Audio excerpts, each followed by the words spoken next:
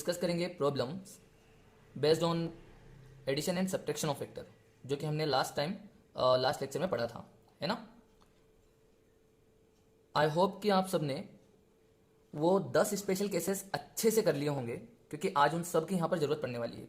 ठीक है, तो जिसने अच्छे से करे हैं उसको यहाँ पर कोई दिक्कत नहीं आएगी, और जिसने नहीं करे हैं तो पहले प्लीज़ वो उन सब को जो हमने 10 स्पेशल केस कराए हैं पहले आप उनको अच्छे से पढ़ लें और फिर यहाँ पर आप इस वीडियो को देखें। चलिए तो स्टार्ट करते हैं। तो पहला क्वेश्चन हम ले लेते हैं। जैसे क्या बोला है इसमें कि दो वेक्टर हैं हमारे पास, two vector of 10 and 5 unit makes an angle 120 degree with each other. ठीक है, तो हमारे पास 5 यूनिट के वेक्टर हैं दो, जो कि 120 डिग्री एंगल पर हैं। तो हमें पूछा है कि उनका रिजल्टेंट क्या होगा। बहुत बेसिक क्वेश्चन है दोस्त, ये सिर्फ आपके बेसिक के लिए ही हमने लिया है। ठीक है, तो सिंपल सा है। अगर आप देखें तो हमने लिया है 10 यूनिट और 5 यूनिट का। ठीक है, तो अगर मैं पहला क्वेश्चन स्टार्ट करूं तो find the resultant of A vector plus B vector. ठीक है, तो अगर हम ये ले लें मान लो 10 यूनिट का, और ये वाला ले लें हम कितने का, 5 यूनिट का वेक्टर, और दोनों के बीच का जो एंगल है वो है कितना, 120 डिग्री। ठीक है, तो अब इन्होंने हमें क्या बोला है कि find the resultant of A plus B. तो देखिए हमें पता है ना फॉर्मूला क्या होता है, mod of A vector plus B vector का फॉर्मूला क्या होगा, अंडर रूट में A square plus B square plus 2ab cos theta. मतलब ए स्क्वायर कितना है 10 का स्क्वायर प्लस 5 का स्क्वायर प्लस 2 इंटू 10 इंटू 5 कोस 120 डिग्री। अच्छा देखिए, कोस 120 डिग्री आपको अच्छे से याद होगा, हमने लास्ट टाइम भी बताया था, वो होगा -1/2। तो यहाँ पर आपके पास ये जो आंसर हो जाएगा कितना आ रहा है, ये हो जाएगा आपके पास 100 plus 25 plus 2 into 10 into 5 into minus का 1/2। तो देखिए ये अपना 2 गया, यहाँ पर ये हो जाएगा माइनस का 50। तो ये आ रहा है अंडर रूट में 75, इट मीन्स 5√3। ठीक है, तो ये अपना आंसर हो जाएगा 5√3। इसी तरह से अगर मैं सेकंड वाला देखूं तो उसने पूछा है find the angle between A plus B. देखो रिजल्टेंट जो आया ना हमारे पास ए प्लस बी का, तो ए प्लस बी वेक्टर का जो रिजल्टेंट है ना, ये वाला जो हमारा आंसर आया है उसका एंगल 10 से कितना है। ठीक है, अल्फा, तो हमारे पास 10 अल्फा पूछा इसने। तो देखो अब निकाल लेते हैं, 10 अल्फा इजिकल टू क्या होता है, बी साइन थीटा अपान में ए प्लस बी कोस थीटा। तो बी क्या हुआ 5, तो 5 साइन थीटा, थीटा कितना है 120 डिग्री, तो बी साइन थीटा अपान में ए प्लस बी कोस थीटा, तो 10 प्लस 5 कोस 120 डिग्री। ठीक है, तो अगर आप इसे सॉल्व करेंगे तो आपके पास अल्फा की जो वैल्यू आएगी डायरेक्ट आ जाएगी 30 डिग्री। आप इसको सॉल्व कर लेना, बहुत सिंपल है, कोस 120 डिग्री माइनस 1/2, और यहाँ पर ये वैल्यू जब डालेंगे तो आपके पास आंसर आ जाएगा। इसी तरह से अगर आप थर्ड देखेंगे, बिल्कुल बेसिक क्वेश्चन है दोस्त। ठीक है, इसमें आपको कुछ ज़्यादा, बस आपको ये क्वेश्चंस इसलिए करा रहा हूँ ये वाले कि जो हमने अभी तक पढ़ा है उसमें उसे अप्लाई कैसे करना है, तो वो हम बेसिक के लिए कर रहे हैं ये सब। ए वेक्टर माइनस बी वेक्टर का अगर देखें तो मोड क्या होगा, फॉर्मूला हमें पता है A square plus B square, और प्लस की जगह इधर आएगा माइनस, तो हम यहाँ पर लिखेंगे 10 का स्क्वायर प्लस 5 का स्क्वायर माइनस 2 इंटू 10 इंटू 5 कोस 120 डिग्री। और अगर आप इसको सॉल्व करेंगे तो ये हो जाएगा 125, और यहाँ पर ये माइनस का 1/2 आ जाएगा, तो ये एडअप हो जाएंगे। ठीक है, और अगर आप इसको सॉल्व करेंगे, कर देता हूँ मैं, 100 प्लस 25 प्लस का 50, इट मीन्स ये आ रहा है आपके पास 5√7। ठीक है, तो ये आपका हो गया क्वेश्चन। तो दोस्तों नेक्स्ट क्वेश्चन आपके सामने है अब। ठीक है, यहां पर क्या बोला है, in a cube of side A, इसका साइड ए है, in a cube of side A shown in the figure, the vector from the central point of the face, the vector from the central point of the face ABOD, central point of the face ABOD to the central point of the face BEFO। तो आपको यहां पर पूछा गया है कि एक ऐसा वेक्टर बनाना है, the vector from the central point. देखो यहां से वेक्टर चले और इस वाले पॉइंट पर इस वाले फेस के सेंटर पे आए, तो आपको ये वेक्टर बताना है। ये है क्वेश्चन। अच्छा दोस्तों, ये जो क्वेश्चन है ये वैसे भी JEE 2019 का ही क्वेश्चन है ना, लास्ट ईयर का क्वेश्चन है ये वाला। तो एक बार आप सब लोग ट्राई करो इस वाले क्वेश्चन को, बहुत आसान है, बहुत आसान है ये क्वेश्चन। ठीक है, आप ट्राई करिए। चलिए तो इस क्वेश्चन को हम सॉल्व करते हैं। ठीक है, तो क्या कहा है इन लोगों ने कि हमें यहां से यहां का ये जो वेक्टर है वो आपको बताना है। ठीक है, ये JEE 2019 का क्वेश्चन है, याद रखना, और बहुत आसान भी है, ये देखिए। अच्छा एक काम करिए, अगर हमें बताना है तो देखो, आप लोगों को हमने पहले एक बार पढ़ा, यूनिट वेक्टर बताया था। तो यूनिट वेक्टर में हम क्या करते थे, जितना यूनिट जिस एक्सिस में चलेगा हम उसी हिसाब से उतना आई कैप, उतना जे कैप, उतना के कैप लिख दिया करते हैं, है ना। जैसे कि अगर वो एक्स एक्सिस में, जैसे अगर मान लो मुझे इसका कोऑर्डिनेट लिखना हो, तो आप कोऑर्डिनेट क्या बोलेंगे? अच्छा, तो आप बोलेंगे देखो ये एक्स एक्सिस में कितना है, a/2 है ना, ये a/2 हो जाएगा एक्स एक्सिस में। तो ये एक्स एक्सिस में a/2, ये इसको थोड़ा सा मैं और अच्छे से लिखता हूं बड़े में, तो इस वाले का हो जाएगा a/2 आई कैप। ठीक है, फिर और इसका जो y एक्सिस है वो 0 है, और z एक्सिस जो है इसका वो कितना है, a/2। तो यहां पर हो जाएगा a/2 आई कैप और प्लस a/2 जे कैप, के कैप। ठीक है, तो ये अपने पास इसका कोऑर्डिनेट हो गया। अब अगर हम इसकी बात करें तो इसका कोऑर्डिनेट क्या हो जाएगा, देखो जरा, ये हो जाएगा हमारे पास y एक्सिस में a/2 है, तो ये हो जाएगा a/2 जे कैप, और z एक्सिस में भी a/2 है, मतलब a/2 के कैप। तो देखिए दोस्तों, हमने पहले इसके यूनिट वेक्टर लिख दिए, मतलब हमने अब a वेक्टर b वेक्टर जो होता है ना, हमने वो लिख दिया। ठीक है, मतलब ये कि हमने ये वेक्टर लिखा है अभी अभी, और ये वेक्टर लिखा है अभी अभी। ठीक है, किस तरह से लिखा है देखो ध्यान से, हमने अभी एक वेक्टर ये लिखा है और एक वेक्टर ये लिखा है, और हमसे पूछा क्या गया है, हमसे पूछा ये गया है ये। तो ध्यान से देखना, हमें ये वाला वेक्टर पता है।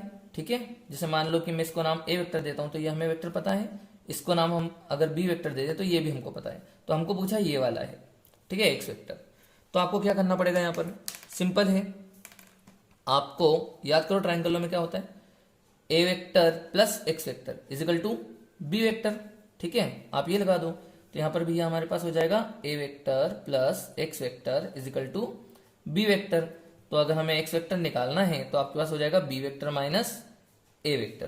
तो b vector minus a vector करेंगे, आपका आंसर आ जाएगा। तो b वेक्टर क्या था, तो देखिए b वेक्टर हमारे पास है a/2 जे कैप प्लस a/2 के कैप, और हमारे पास a वेक्टर क्या है, a/2 आई कैप प्लस a/2 के कैप।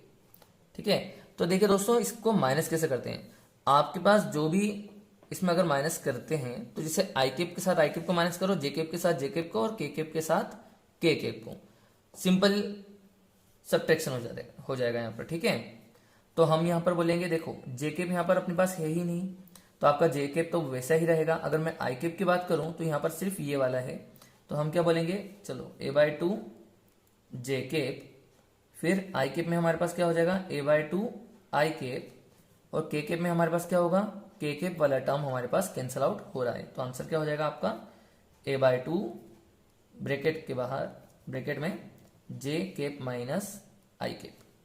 ठीक है, तो आपका आंसर ये हो जाएगा, राइट।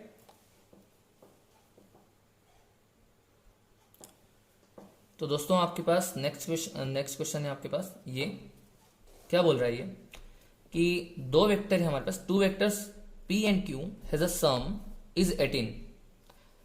देखो उनका सम दिया हुआ है, ठीक है, and their resultant is 12।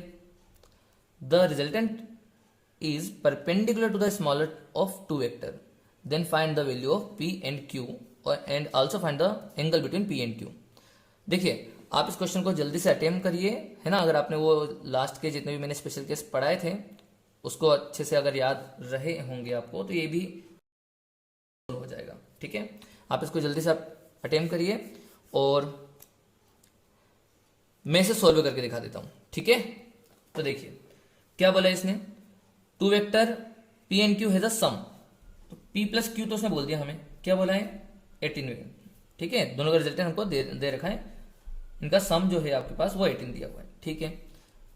Sorry, इसका हमें the vectors P and Q has a sum इतना दिया है, ठीक है, और इसका जो रिजल्टेंट है हमें 12 दिया हुआ है। तो मतलब ये कि P वेक्टर का मोड प्लस Q वेक्टर का मोड इजिकल टू हमें 18 दिया है, और P plus Q whole mod equal to 12। समझ रहे हैं ना आप, इन दो में अंतर है। देखिए, इसने the vector P and Q has a sum is 18, इसका मतलब हुआ कि वो सिर्फ P और Q को ऐड करना चाहता है मैग्नीट्यूड वाइज, और उसका वेक्टर सम जो होगा रिजल्टेंट वाला वो आपको 12 दे रखा है। अब क्या बोला है, जो रिजल्टेंट है is perpendicular to the smaller of two vector. तो देखिए, अब आपके पास याद हो तो हमने स्पेशल केस में शायद एक केस कराया था, शायद वो होगा 8th या 7th कुछ केस होगा, उसमें हमने बता रखा था कि रिजल्टेंट अगर परपेंडिकुलर हो किसी भी वेक्टर से तो क्या होता है, ठीक है। तो वही चीज यहाँ पर भी लगा लें आप, सीधे सीधे सोल्व हो जाएगा ये वाला, ठीक है। तो देखो, अगर हम करें तो क्या बोलेंगे हम यहाँ पर, रिजल्टेंट अगर परपेंडिकुलर है, याद आया वो क्वेश्चन, वो केस जिसमें हमने बोला था कि मान लो ये ए हो और ये बी हो, और यहाँ पर हमारे पास रिजल्टेंट किसी भी वेक्टर के एक वेक्टर के परपेंडिकुलर हो, ठीक है। तो यहाँ पर हमने बताया था कि कोस थीटा जो होता था वो माइनस का ए बाई बी हुआ करता था, और इसमें हम रिजल्टेंट जो निकालते थे वो होता था अंडर रूट में बी स्क्वायर माइनस ए स्क्वायर, ठीक है। तो अब यहाँ पर इसको यूज कर लेते हैं सीधे सीधे, क्या होगा देखो, रिजल्टेंट हमको दिया है 12, तो 12 का स्क्वायर, देखो 12 इजिकल टू क्या हो जाएगा अंडर रूट में बी स्क्वायर माइनस ए स्क्वायर, मतलब यहाँ पर बी हम ले लेते हैं, हमारे पास पी और क्यू है ना, तो हम Q square minus P square ले लेते हैं, तो अपने पास हो जाएगा 144 equal to Q square minus P square. अच्छा, हम Q square minus P square को क्या ये लिख सकते हैं क्या, Q plus P into Q minus P, A plus B A minus B, है ना। अच्छा, एक बात बताओ, क्या क्यू प्लस पी हमें दिया है क्या, हाँ बिल्कुल दिया है, क्या है 18 है, तो पी प्लस क्यू हमें दिया है 18, तो हमने लिख दिया उसे, और ये हो जाएगा 144 इंटू क्यू माइनस पी। तो इस तरह से अगर हम निकालें तो क्यू माइनस पी हमें मिल जाएगा कितना, 144 डिवाइडेड बाय 18, ठीक है। तो हमारे पास इस क्यू माइनस पी की वैल्यू भी है और क्यू प्लस पी की वैल्यू भी है, जो कि कितना है 18। तो जाहिर सी बात है, हम अगर इन दोनों को सोल्व करें आपस में तो आपके पास Q भी मिल जाएगा और P भी मिल जाएगा, और अगर हमें Q और P दोनों मिल गए तो क्या अब हम इसमें हर चीज निकाल सकते हैं, क्योंकि हमें देखो रिजल्टेंट भी पता है, P भी पता है, Q भी पता है, तो हमारे लिए तो अब cos थीटा भी निकालना आसान है। देखो, हम तो यहाँ पर डायरेक्ट भी निकाल सकते हैं, डाल के इसमें डाल देते हैं, जैसे हमने Q और P दोनों पता है तो हम cos थीटा के फॉर्मूला में डाल दें, सीधे ही एंगल आ जाएगा। तो आपका जो क्वेश्चन था कि P निकालना है, Q निकालना है और एंगल निकालना है, तो आपके तीनों आंसर आ जाएंगे, ठीक है। सिंपल सा हमने बस ये यूज कर लिया है, ठीक है, स्पेशल केस का 8th वाला पॉइंट, ठीक है। तो दोस्तों, नेक्स्ट क्वेश्चन आपके सामने है। एक्चुअली मैं यहाँ पर आपको क्वेश्चंस बार बार लिख के नहीं दिखा रहा, अदरवाइज वो टाइम वेस्ट हो जाता है, ठीक है।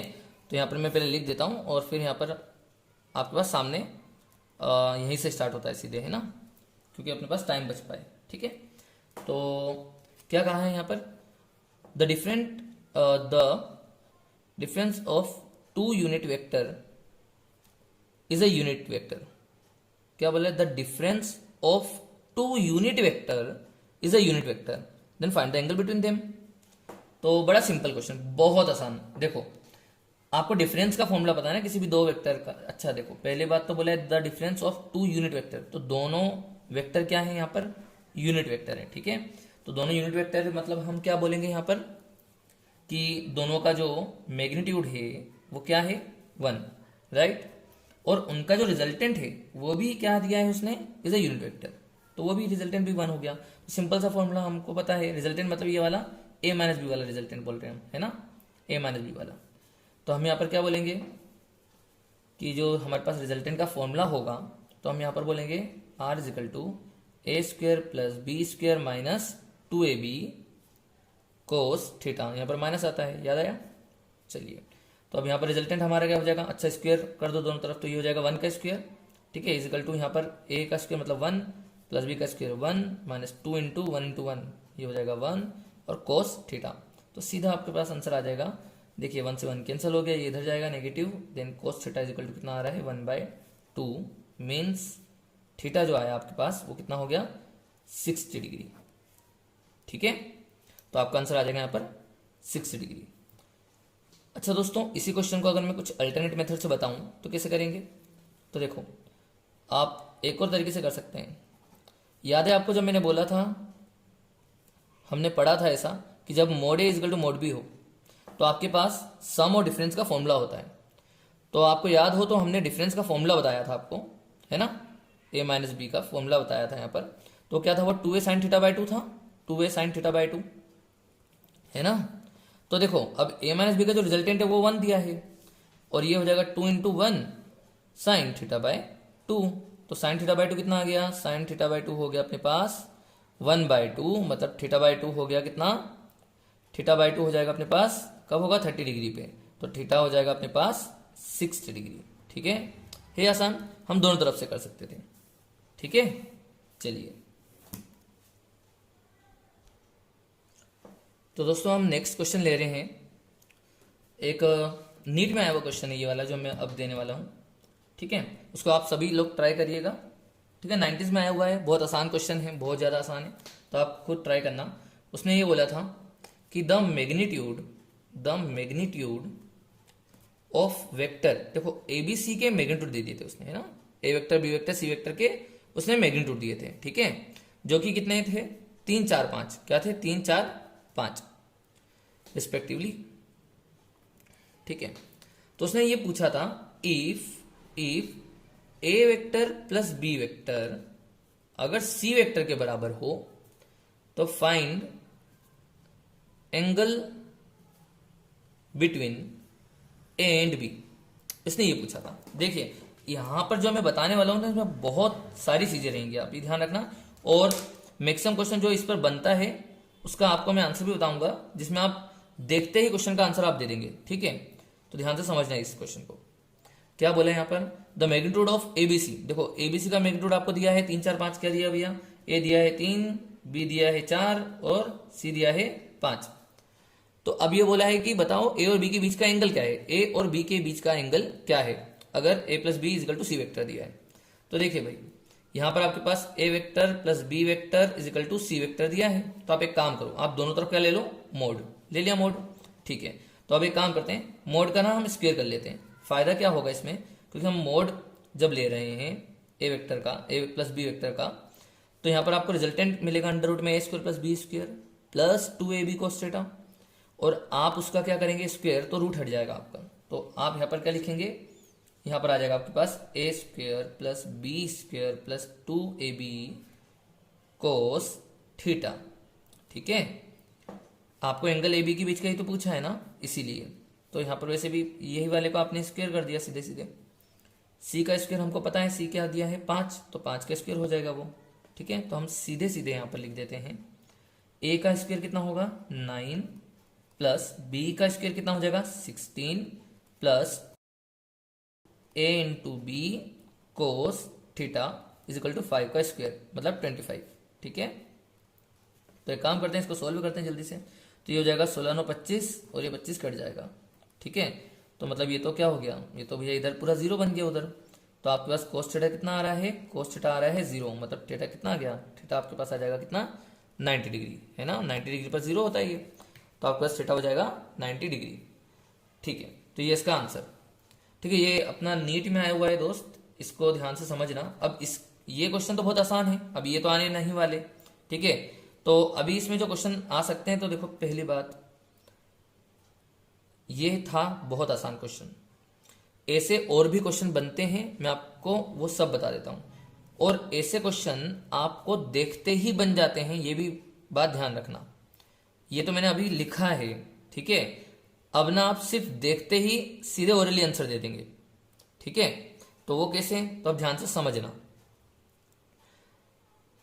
देखिए यहां पर हुआ क्या, आपको अच्छा याद हो ना, तो आपको पता है कि 3 यहां पर हो, ठीक है, 3 और 4 यहां पर कुछ इस तरह से बनाए जाए, 3 और 4, तो उसका रिजल्टेंट हमको 5 मिलता है। सही बात है। तो देखो यहां पर भी तो बिल्कुल वैसे ही दिया है, 3 4 का रिजल्टेंट 5।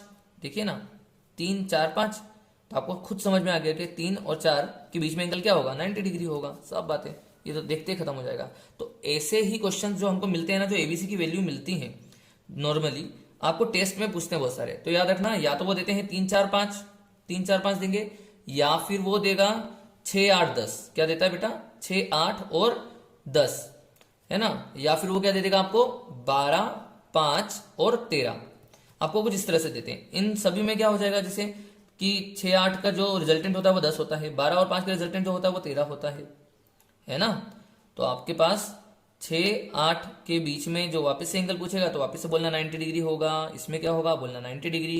इसमें क्या होगा, बोलना 90 डिग्री। तो इसी तरह से वो क्वेश्चन पूछता है हर बार, है ना। टेस्ट वेस्ट में आपको पूछा जाएगा तो आप बता देना फटाफट, देखते ही टिक लगा देना। और इसमें ही ना एक और जो क्वेश्चन बनाया जाता है, थोड़ा सा एक पैटर्न बता देता हूं उसका भी।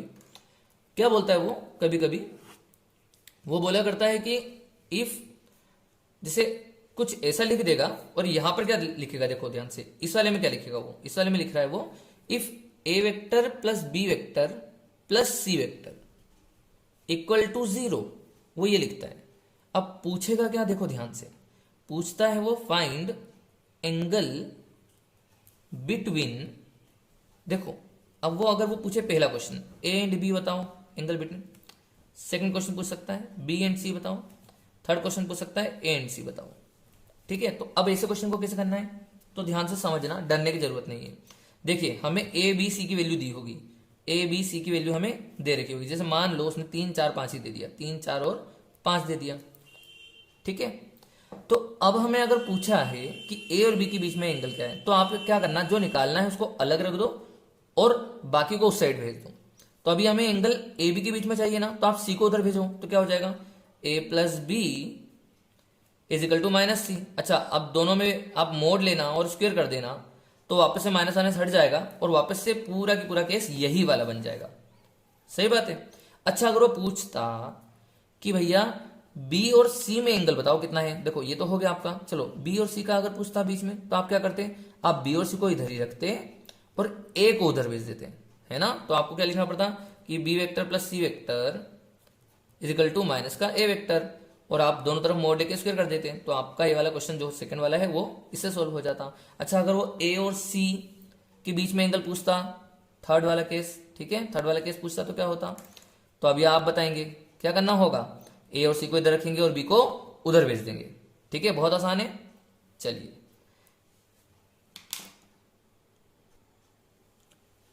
तो अब नेक्स्ट क्वेश्चन जो है वो आपके सामने है। देखिए क्या बोला है इसने, आप आराम से इसे पढ़ लो और अटेम्प्ट कर लो एक बार। ठीक है, मैं एक बार रीड कर देता हूं। Two vector a vector and b vector have equal magnitude, the magnitude of A vector plus B vector is n times the magnitude of a minus B vector, then find the value of angle between a and b. ठीक है, आपको पूछा है, देखो क्या बोला है, ए और बी का मैग्नीट्यूड बराबर है और A plus B vector n times है ए माइनस बी वेक्टर के मैग्नीट्यूड के। तो पूछा है ए और बी के बीच में एंगल क्या होगा, है ना। और ये वैसे क्वेश्चन JEE 2019 में ही पूछा गया है। ठीक है, JEE 2019 में ही पूछा गया है। तो आप इसे अच्छे से अटेम्प्ट करो और कोशिश करना कि ये बनना ही चाहिए हमसे। ठीक है, चलिए मैं आपको इसका सॉल्यूशन बता देता हूं। आप स्क्रीन पॉज करके पूरा आप आराम से क्वेश्चन सॉल्व करना और फिर देखना आप ये सॉल्यूशन। ठीक है, मैं स्टार्ट करता हूं। तो इसने क्या पूछा है, देखो पहले तो बोला है कि ए और बी बराबर है मैग्नीट्यूड वाइज। ठीक है, अब बोला है the magnitude of A vector plus B vector is n times of a minus b. मतलब ये कि भाई साहब हमें बोला गया कि a vector plus B vector का जो मैग्नीट्यूड है वो n times of A vector minus B vector का मैग्नीट्यूड के बराबर है। तो a प्लस बी वेक्टर क्या हो जाएगा, तो A square plus B square. अच्छा, सभी ए और बी बराबर ही हैं तो सभी जगह ए लिख दो। तो A square plus A B square plus 2ab cos theta is equal to n times of A square plus B square minus 2ab cos theta, इस तरह से होता है फॉर्मूला। ठीक है, अच्छा ऑप्शंस जो दिए थे ना वो कोस थीटा और साइन थीटा के टर्म्स में दिए थे, ये ध्यान रखना। ठीक है, तो कोस थीटा समथिंग दिया है, साइन थीटा समथिंग दिया है, इस तरह से दिया हुआ है ऑप्शन। ठीक है, टेन थीटा या थीटा बाय 2 एंगल पे नहीं था, तो आपको बता दूं मैं कोस थीटा और साइन थीटा में दिया हुआ है। ठीक है, तो आपके पास ये आपके पास क्वेश्चन है, इक्वेशन बनी है। तो देखिए यहां पर आपके पास ए स्क्वेयर ए स्क्वेयर ए स्क्वेयर सब कट जाएंगे, तो आपके पास यहां पर बनेगा क्या, 2 प्लस 2 कोस थीटा, और इधर बनेगा n times of 2 minus 2 cos theta. सही है ना, यही बनेगा आपके पास। अच्छा 2 भी कट जाएगा फिर तो ये बनेगा 1 plus cos theta is equal to n minus n cos theta, है ना। और एक सेकेंड, इसमें यहां पर ये n स्क्वेयर हो जाएगा, क्योंकि अभी हमने रूट हटाना भी थे ना, तो हमने स्क्वेयर करके कराया, तो हम जब स्क्वेयर करके कर रहे हैं तो इसलिए हमारे यहाँ पर n स्क्वेयर भी आएगा। ठीक है, देखिए इसके पहले स्टेप जो है वो ये है कि a प्लस बी जो होगा मोड वो n times of a minus b के बराबर है। ठीक है, तो अब हमने इसको सॉल्व करने के लिए क्या बोला कि दोनों तरफ क्या ले लो, स्क्वेयर ले लो, तो यहाँ पर ये n स्क्वेयर हो जाएगा, तो ये भी n स्क्वेयर होगा, तो ये भी n स्क्वेयर होगा। तो अगर हम इससे सोल्व करें तो आप कोस थीटा को इधर भेज दो, तो आपके पास हो जाएगा क्या, ये आ जाएगा 1 plus n square into cos theta is equal to n square minus 1। तो कोस थीटा की वैल्यू जो आ रही है आपके पास वो आ रही कितनी, एन स्क्वेयर माइनस 1 अपान में एन स्क्वेयर प्लस 1, ये आपका आंसर होगा। ठीक है, ये आंसर आपको जेडब्ल्यू में दिया था। अच्छा कुछ बच्चों ने ऐसा भी सोचा होगा देखो कि सर हम ये वाला यूज ना करते हुए हम सीधे सीधे वो फॉर्मूला यूज करें ना कि a प्लस बी का जो मोड है वो n times of a minus b के बराबर है सर, आपने ये कहा। ठीक है, तो आप एक काम करो ना, क्योंकि अब यहाँ पर a और b बराबर हैं तो हम वो लगा दें 2a cos theta by 2 is equal to यहाँ पर n times of 2a sine theta by 2, है ना। तो 2a से सर 2a काट देंगे, तो यहाँ पर सर बचेगा आपके पास tan थीटा बाय 2 जो होगा वो हो जाएगा 1 बाय n। तो सर आप इस तरह से भी एंगल निकाल सकते थे अभी, है ना, बिल्कुल सही है, आप इस तरह से भी निकाल सकते हो, मगर उसने थीटा के टर्म में दिया है, थीटा बाय 2 में नहीं दिया था, पहली बात। दूसरी बात उसने कोस थीटा में दिया है वैसे भी। तो कुछ बच्चे बोलेंगे सर हम कोस थीटा निकाल सकते हैं ना, अभी हम ट्राइंगल बनाएंगे सर ऐसे, और ट्राइंगल बनाने के बाद हम बोलेंगे कि सर देखो ये थीटा बाय 2 है तो 10 आपको दिया है परपेंडिकुलर बाय बेस, ये हो जाएगा और ये हो जाएगा एन स्क्वायर प्लस 1, बिल्कुल सही। तो तुम यहां पर से जो निकालोगे ना वो आएगा कोस थीटा बाय 2, सही बात है ना, जो एंगल मिलेगा, और उसकी वैल्यू क्या आ जाएगी तुम्हारे पास, बेस अपॉन हाइपोटेन्यूस, मतलब n अपान में n स्क्वायर प्लस 1। आप इस तरह से आंसर निकालोगे तो आपका आंसर ये आएगा, मगर उसने कोस थीटा बाय 2 नहीं दिया है, उसने कोस थीटा में दिया था। ठीक है, तो अब कुछ बच्चे सोच रहे होंगे सर अब इसको इसमें कन्वर्ट करके दिखा दो। हाँ कर सकते हो, कोई बड़ी बात नहीं है, आपको पता होगा। देखो कोस 2 थीटा की प्रॉपर्टी पता है हमें, कोस 2 थीटा होता है हमारे पास cos square theta minus sine square theta, याद आया। तो कोस स्क्वायर हम साइन को कोस में लिख दें तो ये हो जाएगा क्या, 2 कोस स्क्वायर थीटा माइनस 1, तो कोस 2 थीटा के बराबर हो जाएगा, ये हमको पता है ना। तो इस प्रॉपर्टी का यूज कर लें और यहाँ पर हम सोल्व करेंगे तो आंसर ये आएगा। ठीक है, मगर उससे ज्यादा जल्दी यहाँ पर हमें ये वाला दे देगा। ठीक है, तो हमने तो दोनों ही मेथड बता दी, यहाँ पर आपको जो पसंद आए आप वो लगा सकते हैं। ठीक, चलिए तो बेटा अपने पास अब नेक्स्ट क्वेश्चन है, ये रहा आपके सामने, और ये जेई 2020 में आया हुआ है।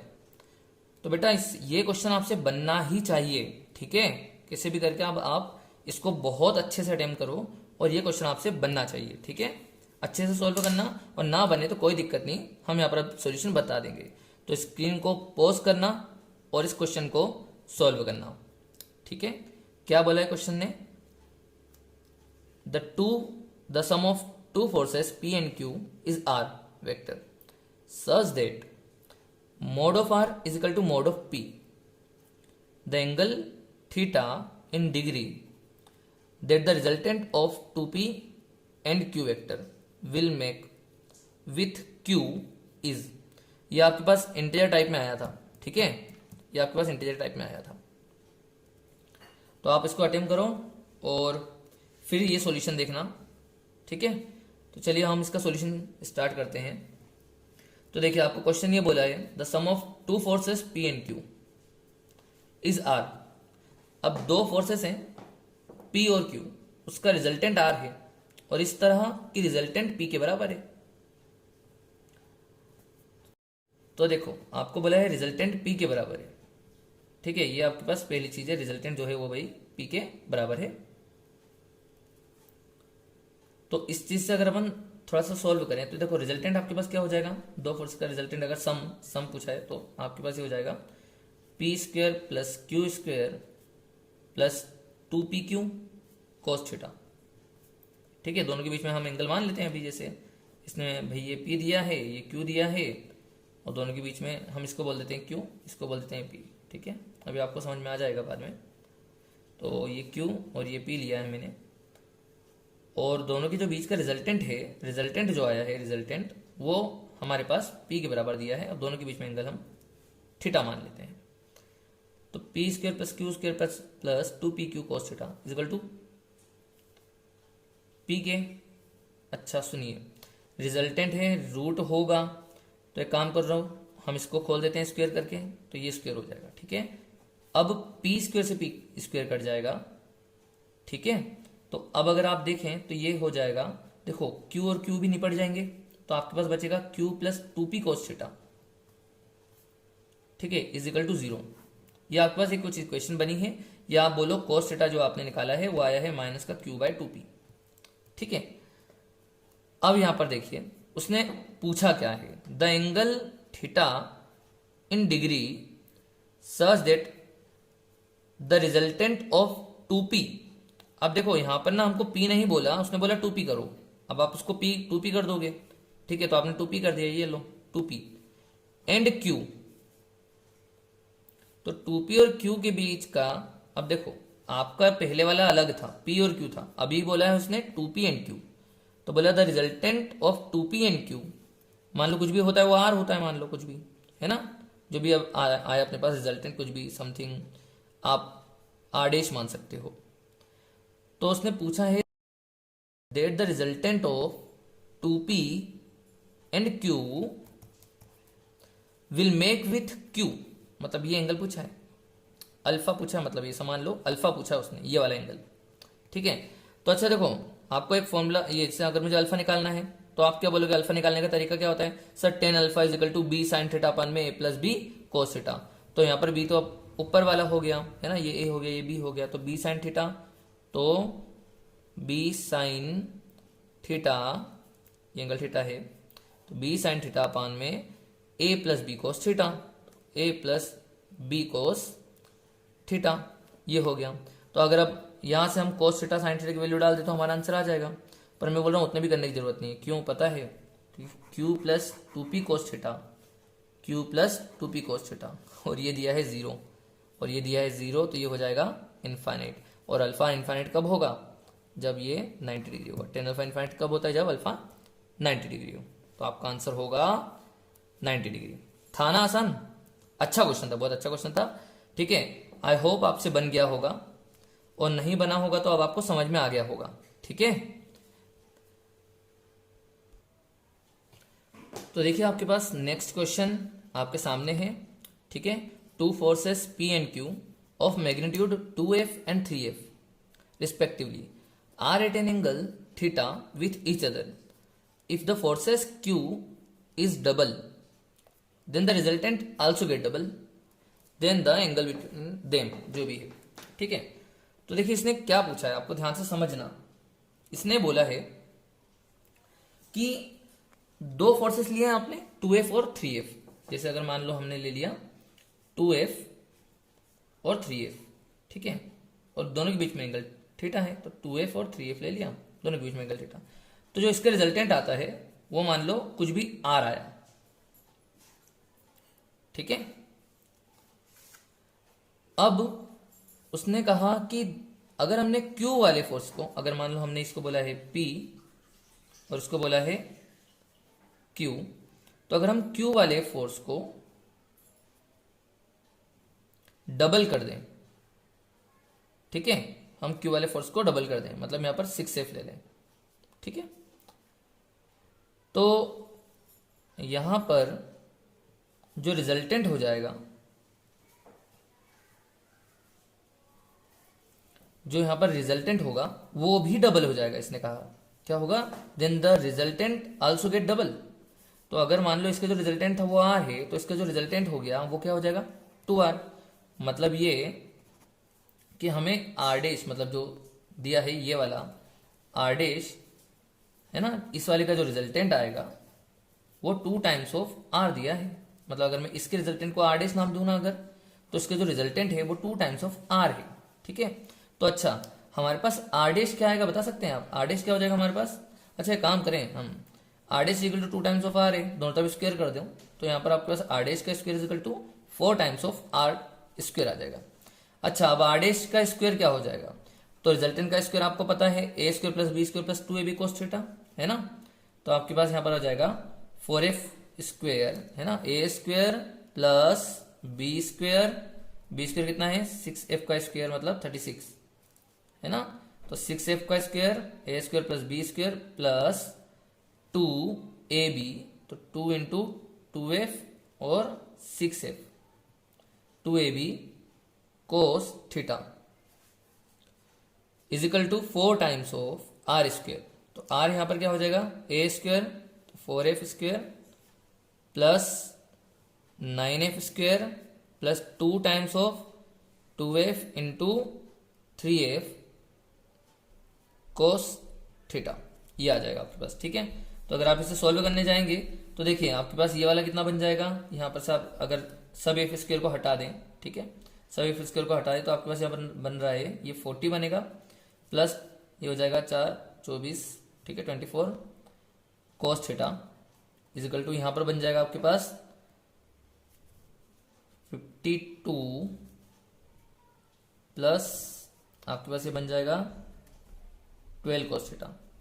तो अगर आप इसको सॉल्व करें तो ये हो जाएगा 12 cos theta equal to 52 minus 40 मतलब 12। तो cos थीटा इक्वल टू कितना आ रहा है 1। cos थीटा आपके पास कितना आ रहा है, सही है, कैलकुलेशन तो गड़बड़ नहीं है। ठीक है, ये इधर आ जाएगा 4 टाइम्स था, 4 टाइम्स अपन ने यहाँ पर मल्टीप्लाई नहीं यहाँ मल्टीप्लाई नहीं करा ना, 4 टाइम्स यहाँ पर हो गया 52, ठीक है 4 टाइम्स यहाँ पर होगा 12 12 4 ठीक है 48 आएगा यहाँ पर 48।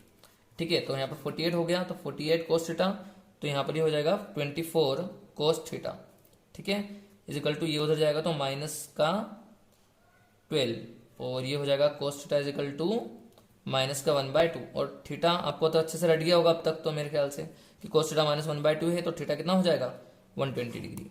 ठीक है, तो आंसर आएगा 120 डिग्री। तो ठीक है दोस्तों, आज हमने जितने भी क्वेश्चन करे हैं वो बहुत सारे आईआईटीज के हैं और नीट के थे।